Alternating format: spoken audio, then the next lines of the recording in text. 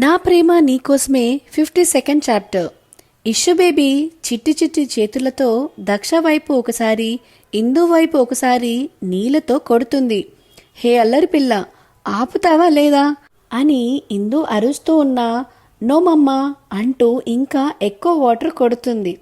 ఉండు నీ పని చెప్తా అని అంటూ ఇందు కూడా వాటర్ తీసుకుని ఇష్యూ వైపు వేస్తుంటే డాడీ అంటూ దక్ష వెనకాలికి వెళ్తుంది ఇష్యూ బేబీ. ఆ వాటర్ కాస్త దక్ష మీద పడతాయి. ఎదురుగా దక్ష, అతని వెనకాల ఇష్యూ ఉండేసరికి ఇంక నేను బయటికి వెళ్తా అని నీళ్లలో నుంచి బయటికి వస్తుంది ఇందు.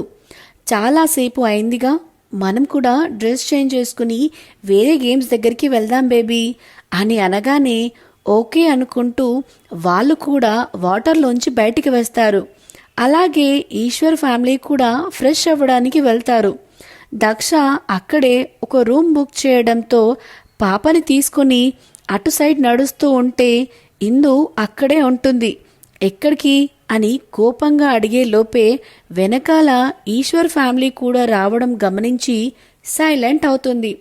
సార్, మీరిక్కడ రూమ్ తీసుకున్నారా అని అడుగుతాడు ఈశ్వర్.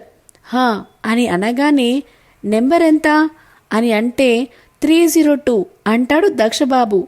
ఓ అవునా, మాది 301.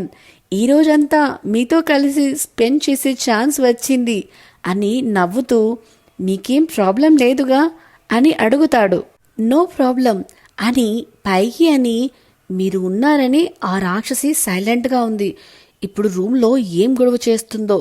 అప్పటికి 2 తీసుకుందామని ట్రై చేస్తే అన్నీ ఫస్టే బుక్ అయ్యాయి అన్నారు అని మనసులో అనుకుంటూ రూమ్ దగ్గరికి రాగానే లాక్ ఓపెన్ చేసి బేబీ నువ్వు మమ్మ ఫస్ట్ ఫ్రెష్ అవ్వండి, నేను కొంచెం బయటికి వెళ్ళి వచ్చి ఫ్రెష్ అవుతా అంటాడు. నో డాడీ, వెట్ క్లాత్స్తో ఉంటే కోల్డ్ చేస్తుంది అని అమ్మమ్మ చెప్తూ ఉంటుంది. సో నువ్వు కూడా మాతో పాటే ఫ్రెష్ అయ్యాక అందరం కలిసి బయటికి వెళ్దాం అంటుంది బుడ్డది. ఇందుకి అదంతా చిరాగ్గా అనిపిస్తుంది. ఛీ, నా తెలివి ఎటుపోయింది, నేను ఒక రూమ్ బుక్ చేసుకుని ఉండుంటే ఈ గోల తప్పేదిగా అని మనసులో అనుకుంటుంది. ఇష్యూ అడుగుతున్న దక్ష లోపలికి వెళ్ళడానికి ఆలోచిస్తుంటే తడి బట్టలతో ఎక్కువసేపు అలా ఉండడం ఇందుకి ఇబ్బందిగా అనిపించి మీరు పోకపోతే అడ్డి తప్పుకుంటే నేనన్నా వెళ్తా అని కోపంగా అనేసరికి ఇద్దరూ తనకి దారి ఇస్తారు. ఇద్దరిని ఒక చూపు చూస్తూ లోపలికి వెళ్ళి బాత్రూంలో దూరుతుంది. ఎక్కువసేపు దక్ష ముందు అలా తడి బట్టలతో ఉండడం కంఫర్ట్ అనిపించక ఇష్యూ కూడా దక్ష చేయి పట్టుకుని బలవంతంగా లోపలికి తీసుకెళ్తుంది. దక్షబాబు ఇష్యూని తీసుకుని బాల్కనీలో నిల్చొని ఇష్యూ తడిచిపోయిన డ్రెస్ తీసేసి టవల్ కట్టి ఉంచుతాడు. ఇందు బయటికి రాగానే ఫ్రెష్ అవుతుంది అని బాత్రూంలోనే డ్రెస్ మార్చుకుని వచ్చిన ఇందుకి వాళ్ళిద్దరూ కనబడక ఏంటి వీళ్ళు కనపడట్లేదు, కొంపతీసి నా కూతుర్ని ఎత్తుకుపోయాడా ఏంటి అని కంగారుగా అనుకుంటూ రూమ్ నుంచి బయటికి వెళ్ళడానికి డోర్ తీస్తుంటే మమ్మా అని పిలుస్తుంది ఇష్యూ బేబీ. ఓ ఇక్కడే ఉన్నావా అని, మరి వీడెక్కడున్నాడు అని కనిపించని దక్ష కోసం చూస్తుంది. డాడీ బాల్కనీలో ఉన్నారమ్మా అనగానే ఇక్కడే ఉన్నాడా అనుకుని సరే పద నిన్ను ఫ్రెష్ చేయిస్తా అనగానే ఆల్రెడీ నువ్వు బాత్ చేసేసావుగా, మళ్ళీ నాకు బాత్ చేయిస్తే తడుస్తావమ్మా, ఈరోజు డాడీ నాకు బాత్ చేయిస్తారు అని అంటుంది బుడ్డది ముద్దుగా. ఆ మాటలకి కోపం వచ్చి నేను చేయిస్తా అన్నాను కదా, డ్రెస్ తడిచినా నో ప్రాబ్లం అని కోపంగా అనేసరికి ఇష్యూ బేబీ నాకు డాడీనే చేయించాలి అని మారాం చేయడం స్టార్ట్ చేస్తుంది. ఇంకా కోపం వచ్చిన ఇందు గట్టిగా షటప్ ఇష్యూ, చెప్పిన మాటలు వినకుండా మొండిగా తయారవుతున్నావు అని సీరియస్గా అంటుంది. ఆ సీరియస్నెస్ చూసి భయపడి డాడీ అని రాగం తీస్తుంది బుడ్డది. ఆ పిలుపుకి ఇంకా మండిన ఇందు ఎవరి నీకు నాన్న అని చెయ్యెత్తేసరికి అంతవరకు బాల్కనీలో ఉండి వాళ్ళ డిస్కషన్ వింటున్న దక్ష లోపలికి వచ్చి ఇందు చేయి పట్టుకొని ఆపి ఒక చూపు చూస్తాడు. ఆ చూపు చూడగానే ఇందు వెన్నులో వణుకు పుట్టి చేతిని కిందికి దించేసి తల దించుకుంటుంది. ఇషు భయపడుతూ డాడీ అనుకుంటూ దక్ష కాళ్ళకి అతుక్కుపోతుంది. పాపని ఎత్తుకుని బేబీ డోంట్ క్రై అని బాత్రూంలోకి తీసుకెళ్లి తనని తన మాటలతో డైవర్ట్ చేస్తూ స్నానం చేయిస్తాడు దక్ష. ఇష్యూపై చెయ్యెత్తడం గుర్తు తెచ్చుకుని బాధపడుతున్న ఇందు బాత్రూమ్ డోర్ ఓపెన్ చేసి ఉండడంతో వాళ్ళ వైపు చూస్తుంది. అసలక్కడ ఉన్నది రియల్ ఫాదర్ అండ్ డాటర్ లాగే అనిపిస్తారు ఇందు కళ్ళకి.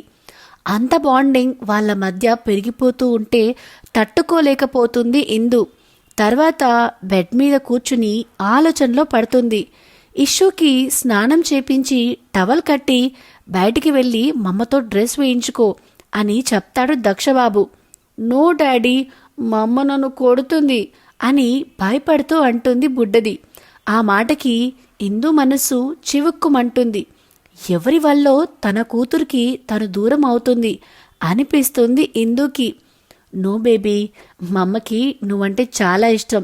చెప్పిన మాట వినలేదని కొంచెం కోపం వచ్చింది అంతే. ఇంకెప్పుడు నీ మీద కోపడదు, ఓకేనా అని దక్ష సర్ది చెప్తాడు. ఆ మాటలన్నీ వింటున్న ఇందుకి నా కూతుర్ని నాకు దూరం చేసేదే వాడు, ఇప్పుడేమో చూడు చిలక పలుకులు పలుకుతున్నాడు అని పళ్ళు కొరుకుతుంది. ఓకే డాడీ అనుకుంటూ భయంగానే బాత్రూమ్ నుంచి వచ్చిన ఇష్యూని నార్మల్గానే ఎత్తుకుని టవల్తో తుడవడం స్టార్ట్ చేస్తుంది. అది చూసి వాష్రూమ్ డోర్ క్లోజ్ చేసుకుంటాడు దక్ష. దక్ష డోర్ క్లోజ్ చేశాడని అర్థమయ్యి ఇష్యూ బేబీకి డ్రెస్ వేసి రెడీ చేసి ఇష్యూని ఎదురుగా నిలబెట్టుకుని చెవులు పట్టుకుని క్యూట్గా సారీ ఇష్యూ అంటుంది ఇందు. ఆ క్యూట్నెస్కి పడిపోయి ఓకే మమ్మా అని ఇందుని హక్ చేసుకుంటుంది బుడ్డది. అప్పుడే కాలింగ్ బెల్ సౌండ్ రావడంతో వెళ్ళి తలుపు తీసే వరకు మేడం ఆర్డర్ వచ్చింది అంటాడు ఒక బాయ్.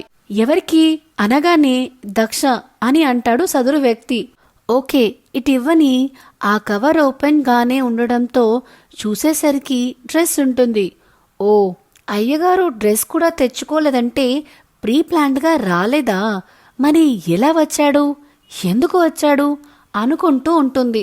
ఆలోచనలో ఉన్న ఇందుని మమ్మా అని పిలుస్తుంది.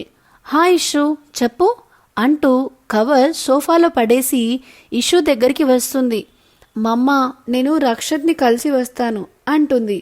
ఇప్పుడెందుకు అని ఇందు అంటే ప్లీజ్ మమ్మా డాడీ రెడీ అయ్యేలోపు వస్తాను అనగానే సరే వెళ్ళు అని ఇష్యూని వాళ్ళ రూమ్కి పంపించి మళ్ళీ రూమ్లోకి వచ్చేసరికి దక్ష బాత్రూమ్ నుంచి బయటికి వచ్చి డ్రెస్ వేసుకుని మిర్రర్ ముందు హెయిర్ సెట్ చేసుకుంటాడు.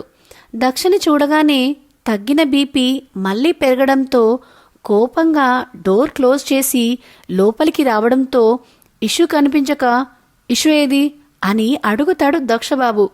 అయినా కోపంగా దక్షనే చూస్తూ ఉండేసరికి మళ్ళీ తల్లి కూతుర్లు ఇద్దరు గొడవ పడ్డారేమో అని డౌట్ వచ్చి ఇష్యూ ఎక్కడా అని సీరియస్గా అడుగుతాడు. ఇష్యూ నా కూతురు, తనకి నేనేదో హాని చేస్తున్నట్టు నీ బిల్డప్ ఏంటి అని సీరియస్గా అంటుంది. హాని చేయకపోయినా అరుస్తావు కదా, ఆ అరుపులకి భయపడి ఎక్కడికైనా పారిపోయిందేమో అని నా భయం అని వెటకారంగా అంటూ మళ్ళీ మిర్రర్ వైపు తిరుగుతాడు. నీ వల్లనే దాని మీద అరిచాను, నీ మీద కోపమే తన మీద చూపించాను, నా కూతుర్కి నాకు మధ్య గొడవలు రావడానికి కారణం నువ్వే అని అంటుంది కోపంగా. నేనేం చేశాను, పాపని అరవమన్నానా కొట్టమన్నానా అని తను కూడా తగ్గకుండా అడుగుతాడు. అసలేంటి నువ్వు, ఎందుకిలా మా వెంట పడుతున్నావు, ఏం కావాలి నీకు అని తగ్గి అడుగుతుంది ఇందు బేబీ. ఆమెనే చూస్తూ ఉంటాడు కానీ రిప్లై ఇవ్వడు. నిన్నే అడుగుతున్నా వినిపించట్లేదా అని సీరియస్గా అడిగేసరికి నాకేం కావాలో చెప్తే ఇస్తావా అని అడుగుతాడు దక్ష. ఏం కావాలి అని అనుమానంగానే అడుగుతుంది ఇందు. నాకు నీ కూతురు కావాలి, ఇస్తావా చెప్పు అనగానే షాక్గా కళ్ళు పెద్దవి చేసుకొని చూస్తుంది. ఏమంటున్నావు అని అడుగుతుంది మళ్ళీ సీరియస్గా. అవును, కొన్ని రోజుల్లోనే పాప నాకు ప్రాణమైపోయింది. తనని నాకు ఇచ్చేసేయ్, కళ్ళలో పెట్టి చూసుకుంటా అంటాడు దక్షబాబు. అసలేం మాట్లాడుతున్నావు నువ్వు? నా కూతుర్ని నీకెలా ఇస్తా అనుకున్నావు? ఇలా ఇంకొక కూతుర్ని ఇవ్వమనడానికి నీకెవరిచ్చారు హక్కు అని అంటుంది కోపంగా దక్ష కాలర్ పట్టుకుని. ఇందు చేతులు విడిపించుకుని తన తండ్రి ఇచ్చాడు ఆ హక్కు అని చెప్పి అక్కడి నుంచి ఇష్యూ కోసం బయటికి వెళ్ళేసరికి ఇష్యూ బయటికి వస్తుంది విత్ ఈశ్వర్ ఫ్యామిలీ. రూమ్లోనే ఉన్న ఇందు దక్ష అన్న మాట చెవుల్లో మారు మ్రోగుతుంటే అసలు ఏం మాట్లాడుతున్నాడు వీడు? శివ తన కూతురు మీద హక్కు వీడికి ఇవ్వడమేంటి?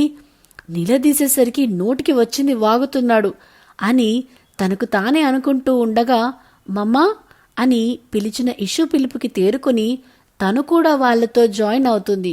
కానీ మనసు మొత్తం దక్ష అలా ఎందుకు అన్నాడో అని ఆలోచనలోనే ఉంది. ఇందుని వదిలేసి పాపని బాగా ఆడిపించి తను కూడా కొన్ని ఆటలు ఆడతాడు దక్షబాబు. సో ఇదేనండి నా ప్రేమ నీకోసమే 52nd చాప్టర్. ఇందుకి శివ గురించి నిజం తెలిసిపోతుందా? ఒకవేళ తెలిస్తే తన రియాక్షన్ ఏంటి? ఇలాంటి అప్డేట్స్ అన్ని మీరు తెలుసుకోవాలంటే ముందుగా మన channel the novel whisperer with విన్యాని సబ్స్క్రైబ్ చేసుకోండి. అలానే అన్నిటికంటే ముందు ఈ వీడియో గనక మీకు నచ్చితే please like, share and comment చేయడం మాత్రం మరవకండి.